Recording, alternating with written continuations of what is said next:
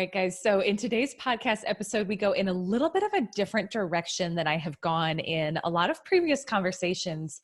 But I think it's a really needed and really, really, really life-changing conversation. And so my guest today is Dr. Richard Shuster. He's a licensed clinical psychologist. He's the host of a podcast called The Daily Helping, which is downloaded in over 100 countries. He has guests on there like John O'Leary and JJ Virgin and John Lee Dumas and Chris Ducker and just some really big names in the space of entrepreneurship and personal development and marketing. And he's an incredible human, and he shares his backstory about his near-death experience and how it impacted him. But I ended up wanting to take the conversation in a little bit of a different direction than what we often talk about how do we build better relationships with the people we work with and the power of generosity. And in my conversation with him, we ended up really getting clear and talking about if you're someone who is kind of realizing that where you are in life is maybe not exactly where you thought you wanted to be at this point. Like maybe everything is going really well for you. Maybe you're making a lot of money. Maybe you have the house you thought you wanted, the job that you thought you were supposed to do. How do you make a change? Like you have all these things, but you're not fulfilled. You're not happy. How do you make a change? And I think oftentimes we think we have to go through something life-altering, like the near-death experience that Dr. Richard talks about on here.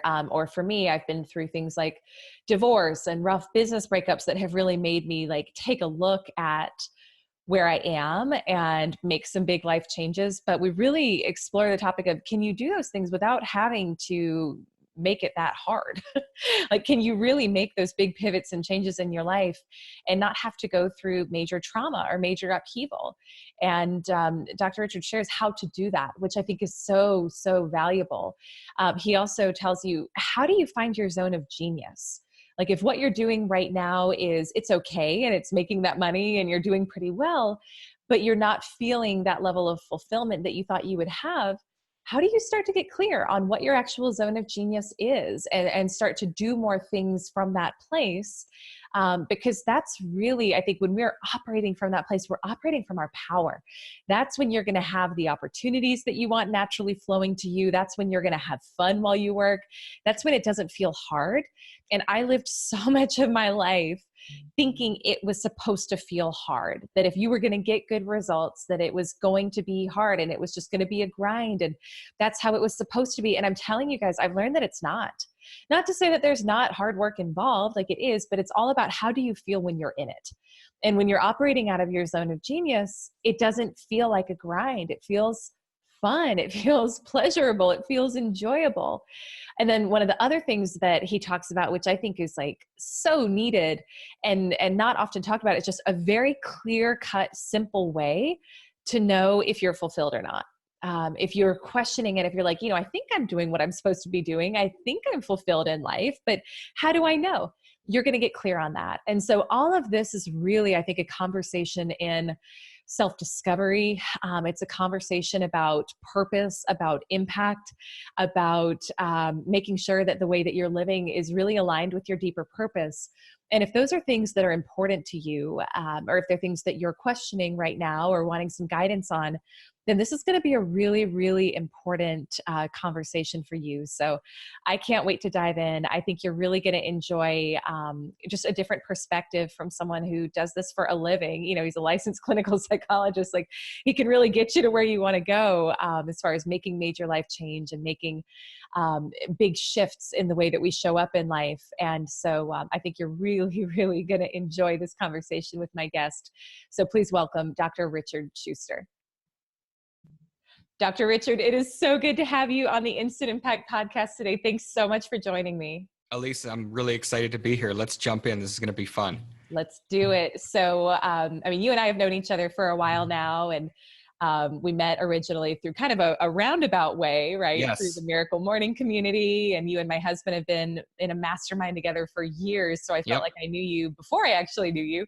But one of the things that's just been really cool for me as I've gotten to know you better is is really like hearing more about your journey and just some of the amazing like life transformations that you've made and how you're making a big impact in the entrepreneur space and the just the world at large. So I would love for people who haven't heard your podcast or who aren't familiar with you yet, like take us back, tell us the backstory and the journey that you've been on to get you where you are today.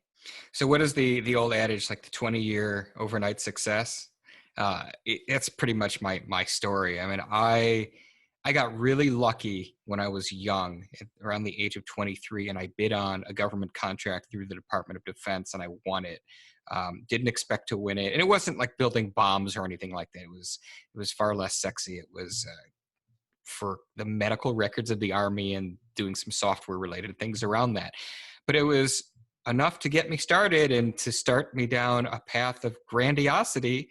I was going to be the next Tony Stark. I was going to have boats and cars and women and watches and toys and all of these really exciting things. And I really had this shift where my upbringing was pretty humble. Like my dad was a dentist, but he used to give away procedures for free to people that couldn't afford it. And I always had that lesson. My mom was a school teacher till she didn't have to be, but my parents were not flashy people. That's not who they were.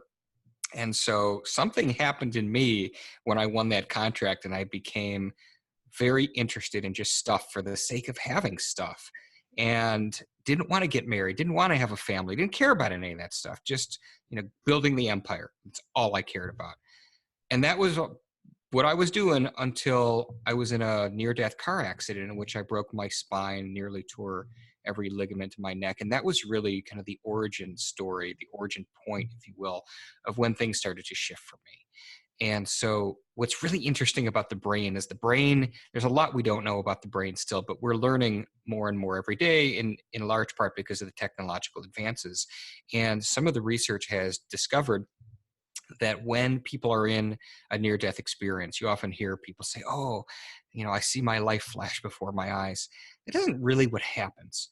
What happens for a lot of people, and we have this recorded throughout time of soldiers, different wars that would experience this, and this happened to me, was that time slows down almost to a crawl. Like if you think about that scene in The Matrix, everyone on business podcasts loves to quote The Matrix, right? And so like the scene where Neo's floating backwards and bullets are whizzing by him in slow motion, in this 3-second accident from when a car slams into me and hits me and my airbag deploys and I'm sent back into oncoming traffic and then eventually ricochet into a telephone pole, which stopped my impact.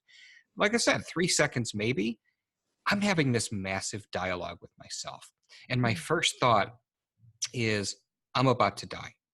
And it wasn't like, dear God, please let me live, and tomorrow I'll start giving presents to orphan boys or girls.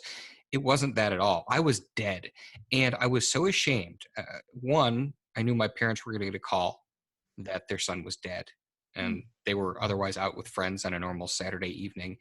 Two, I was thinking about all these things that I was trying to accumulate, the material, and that I wasn't taking that any of it was going to go with me. I was just dead and hadn't really lived a life that I was proud of. And so that was kind of the catalyst point for me, where I shifted or began that shift away from the material more towards what I'm doing today through all the different things I'm doing in helping make the world a better place by helping people become the best versions of who they're meant to be.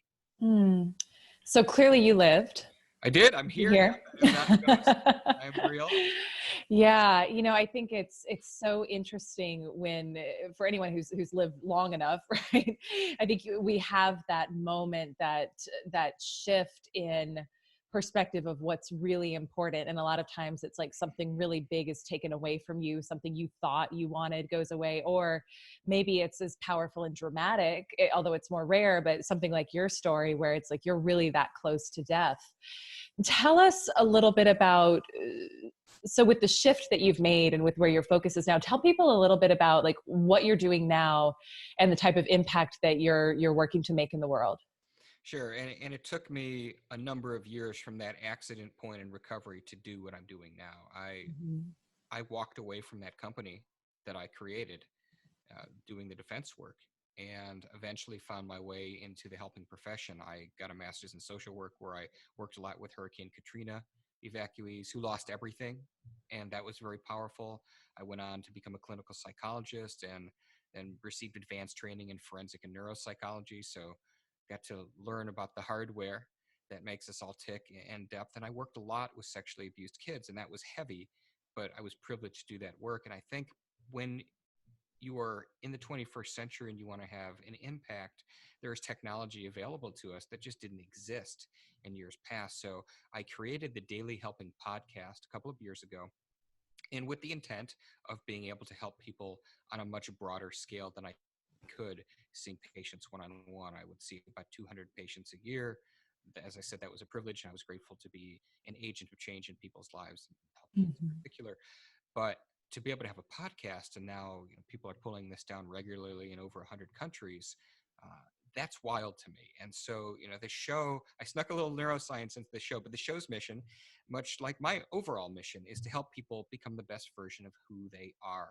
And so I interview some of the world's top thought leaders and influencers who share that common mission of wanting to use their expertise and knowledge and experience to help people take transformational leaps in their own life. The little neuroscience I snuck in is in our show's movement, which is the hashtag My Daily Helping movement, in which we encourage the audience. My call to action is to commit an act of kindness every day and post it in the social media feeds using the hashtag My Daily Helping. And so what we know is, from a neurobiological standpoint, that whether we help people or whether we ourselves receive help or place our focus on ourselves, the same parts of our brain light up. So for the neuroanatomy nerds in your audience, it's called the mesolimbic pathway. It's a very ancient mammalian reward system that's been around for quite a long time. And so, we're so focused on selfies, right? Like it's a me first world. And I'm not hating on Instagram and Twitter and Facebook and all that, but we need to be aware of what it does to us. And it's taken our focus off of others and placed it solely on ourselves. So with the hashtag My Daily Helping movement, I'm trying to help people realize that if they do acts of kindness every day, if they do good things for other people, that you're going to get a positive response from that physically and psychologically. So I'm going to take this in a different direction than I originally thought. So I hope that's okay. You can It's just roll with me here. Right. So I think what's really interesting about that is the shift that you mentioned when you have the near-death experience. It's like you shift from a very me focus to an others focus, which I think is common when we have that moment where we're like, oh my God, what is my life about? Right? We realize it's not just about us. So for you, I'm curious to hear, Dr. Richard, with you focusing on the My Daily Helping, the challenge, and doing that act of kindness for other people, even in your own life, what are some of the shifts that you've seen in your life as you work to practice more altruism, more generosity? I'd love to hear about just how it's impacted how you live your own life and kind of like how your life is now. So depending on what vernacular you like to use, whether it's zone of genius for the Big Leap fans in the audience or flow state, I find myself there more often than not. And the work is effortless. When you are interacting with people and you come from a space of how can I add value to you first before the opposite of that is like, what can you do for me? It puts you just in this naturally good state. So for me, every day is fun. And I know that sounds cliche and cartoony, but it really is. I mean, I love what I do. I love the people that have come into my life because of the work that I'm doing.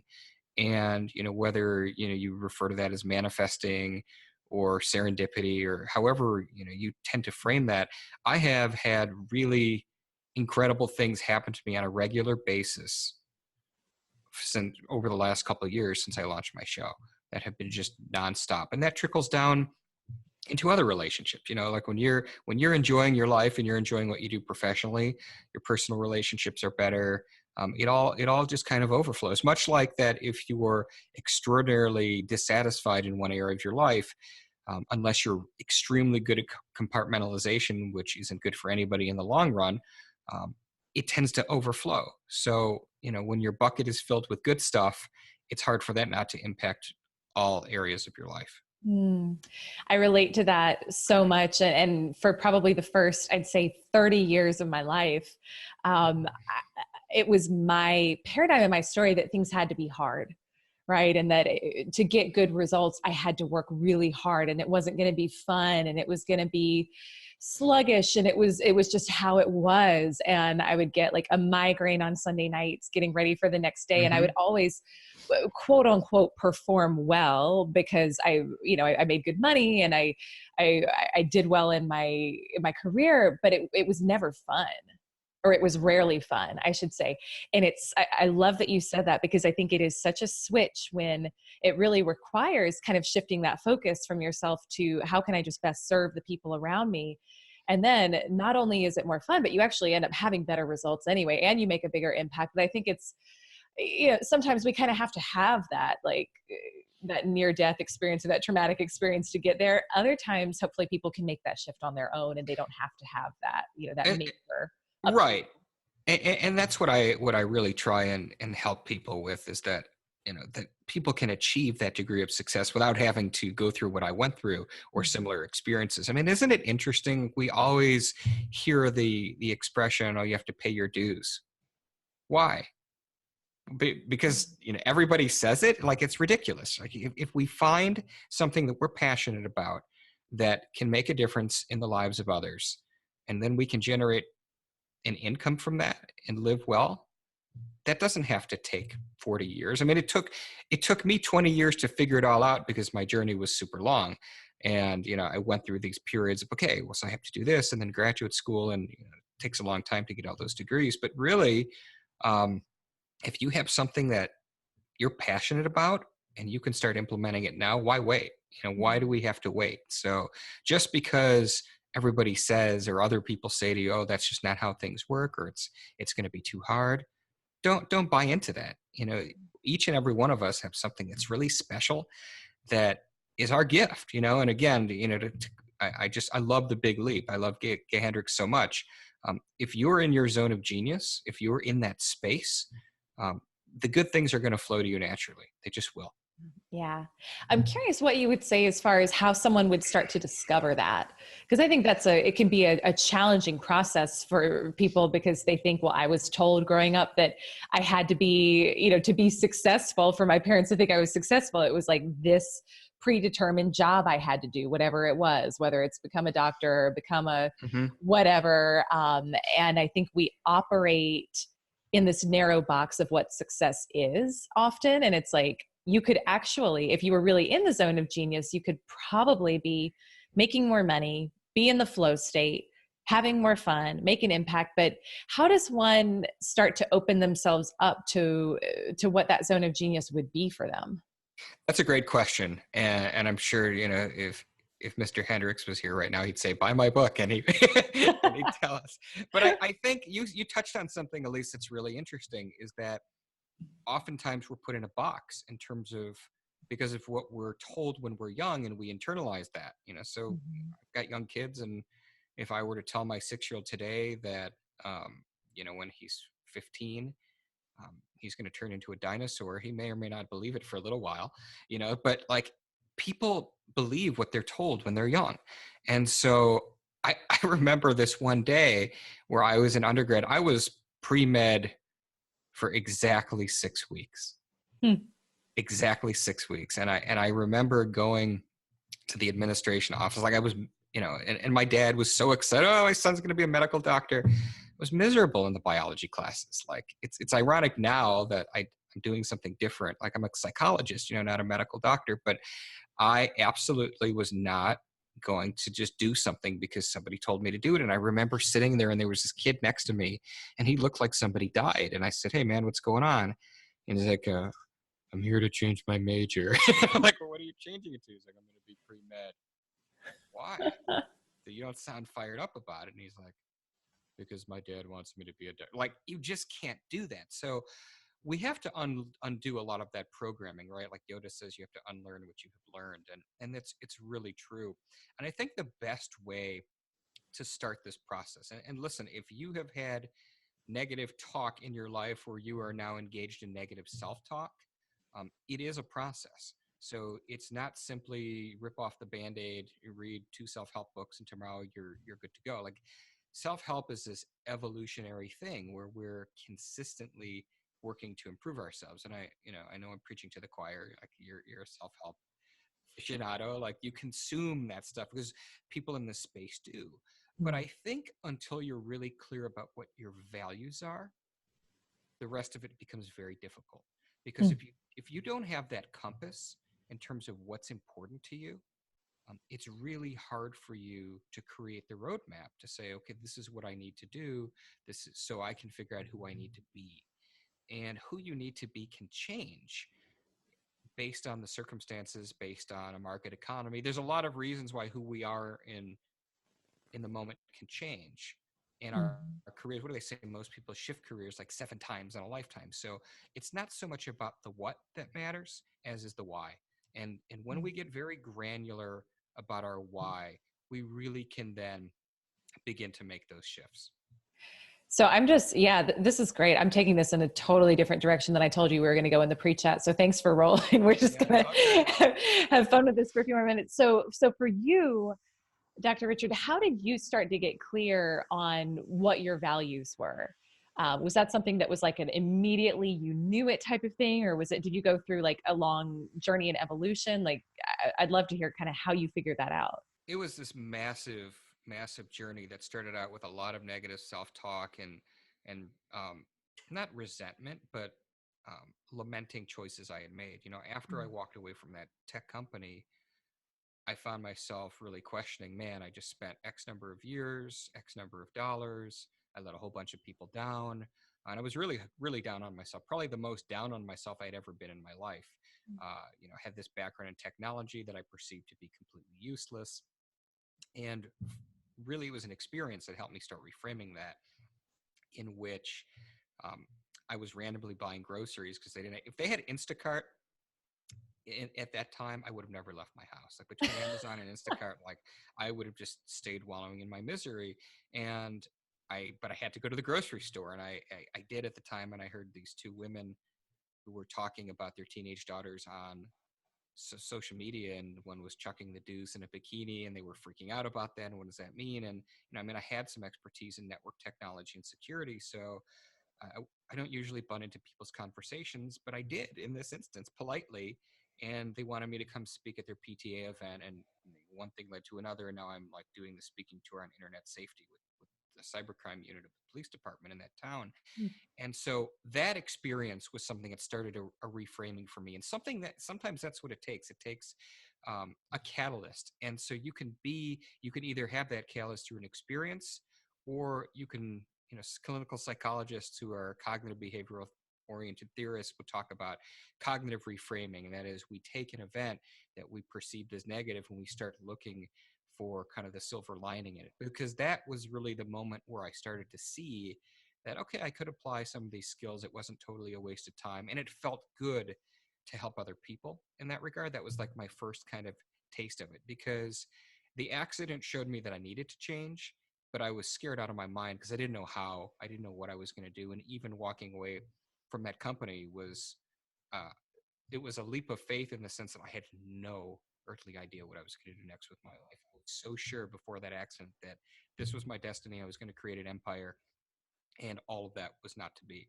So, out of that uncertainty, came stability, but it was really figuring out, and it was, so that was it for me. It was figuring out, okay, I liked helping people.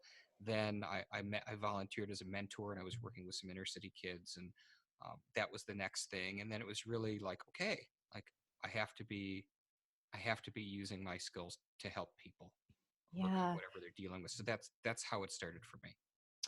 I think it really is. It's a journey, right? And I love what you said about realizing that everything wasn't like leaving the IT job, and it wasn't totally a waste, because I think a lot of times when something gets uprooted, or we have this massive change in our lives, we think, oh my gosh, well, that was a huge waste of a decade or the past couple of years or whatever it was. And we were working with a client this week who's writing a book on destiny. And one of the things we were talking about, and it just reminds me of this conversation, was when you can learn in every supposedly negative situation to say, what good is this opening me up to? Or what is this creating a space for in my life where good can come in? Or what's the potential good that could come from this? And just learning to like really be open to that, we can see how everything is kind of leading us toward getting clearer on what our values are, moving toward what we're meant to be doing in the next phase of our lives, and just kind of having that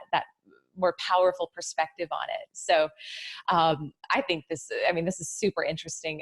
If someone is listening and maybe they're realizing that they may have like a level of success in their lives, or they're making good money, or they have the success they thought they wanted, but they're realizing, I don't know if I'm at the fulfillment level that I thought I would be, and maybe I'm thinking there's another direction I need to go.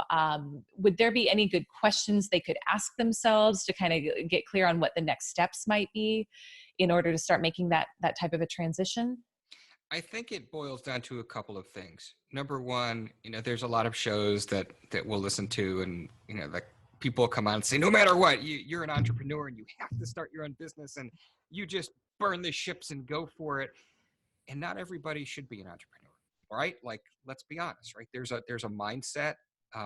There's an inherent degree of risk you have to take on, and people are in different places in their life financially, where they are in relationships, if they have kids. So, that's my little like pre-disclaimer to this conversation, because you and I are entrepreneurs, and a lot of people listening to this, I'm sure, are, but it's not something that has to happen right away. And so what I would say to somebody who's working that job and they're earning the kind of money that they thought they had, but they're not sure if they're fulfilled, you'll know if you're fulfilled or not. If you wake up on a Monday morning and you're extraordinarily jacked up about what you're going to be doing that week, and you can't wait to see what surprises are going to unfold and what might happen, you're fulfilled.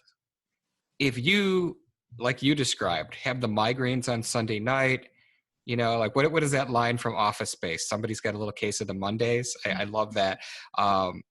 Man, like if that's where you're at, even if you're making good money, then it is time to think about other avenues that you can gain fulfillment. And that doesn't just mean it has to come from work. Like if there are things that you're passionate about, and this is why I mentioned values earlier, if you're very clear on who you are, it's very easy to find things that inspire you and that fire you. And once you know those, maybe for you, like it's service, right? So maybe, having a job where you make decent money and it's not stressful for you, but you add a component into your life where you start volunteering at a nonprofit that matters to you, or something like that, or carving time out to do extra special things with your significant other or your children.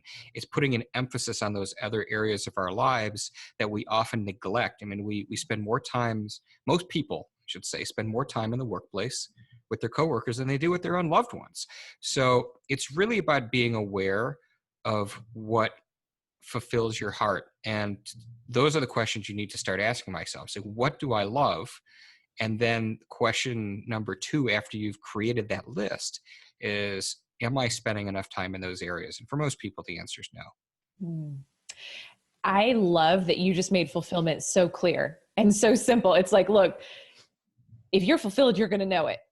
And if you're questioning it, you're not. Like, that simple. Because I think sometimes people, they just don't know. And if they don't know, there's probably another, like you said, another avenue where they could seek deeper meaning. So thank you for just going with me down a different path than we talked about there. But I had a sense as we were talking that this is actually the type of stuff that people need to hear right now. And it's so powerful coming from you. So thank you.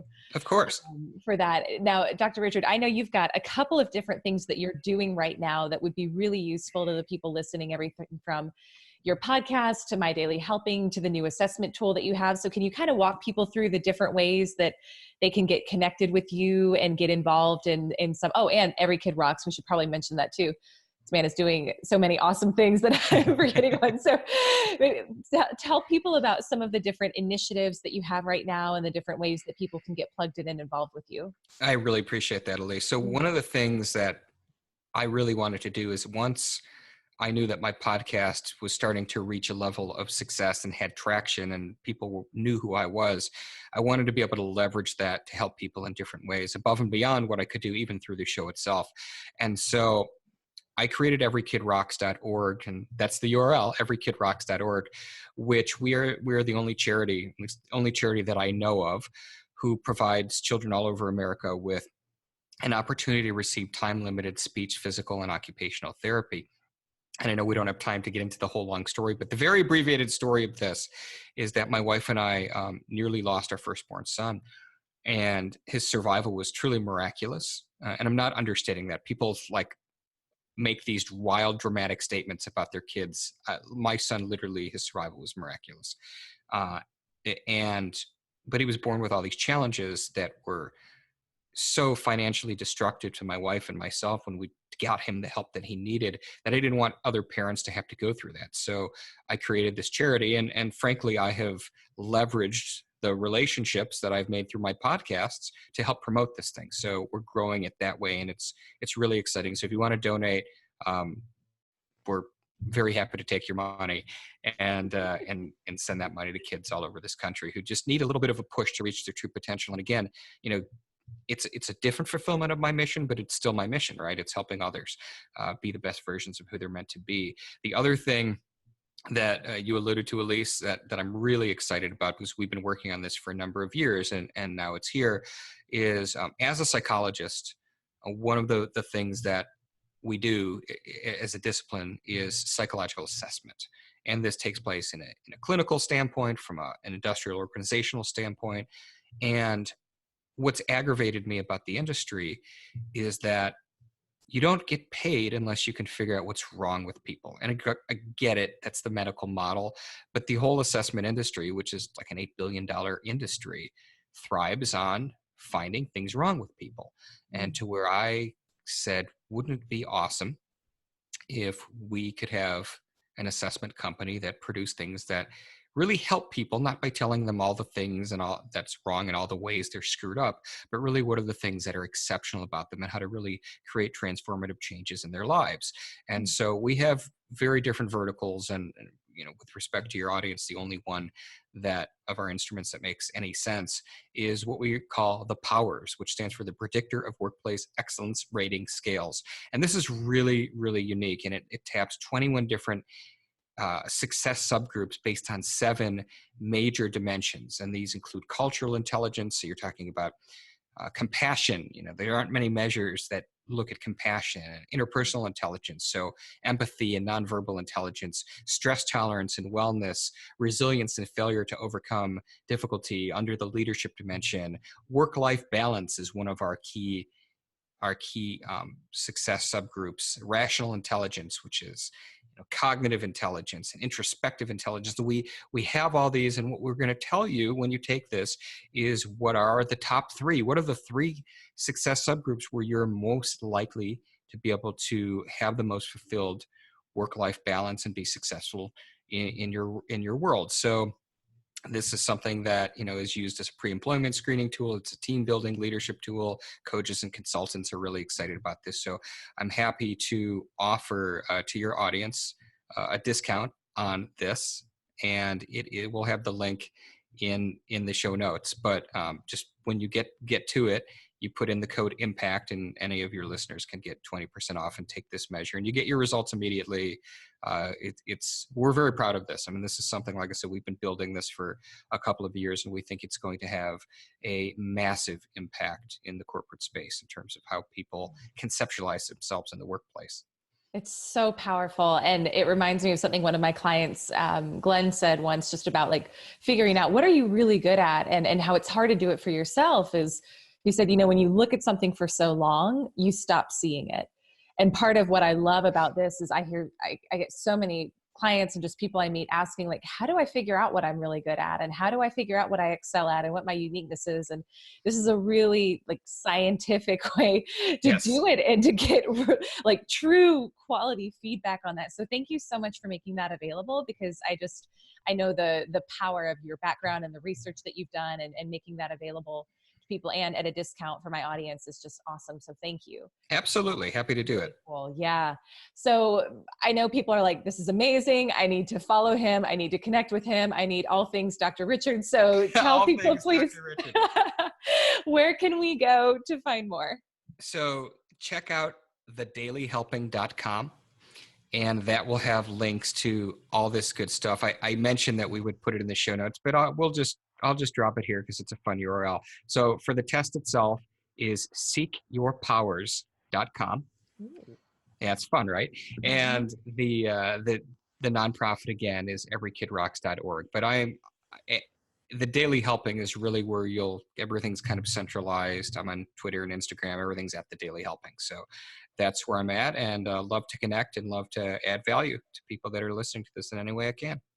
Thank you so much for your mission and for how you're inspiring other people to be their best. And you really are carrying that out. And I just appreciate the time that you spent with us today. So thanks again, Dr. Richard. And thanks everybody for joining us. I know I feel inspired. I feel like I want to go take on the world and take action and just make a bigger impact after listening to you talk. So I know that my listeners do too. And for that, we are grateful.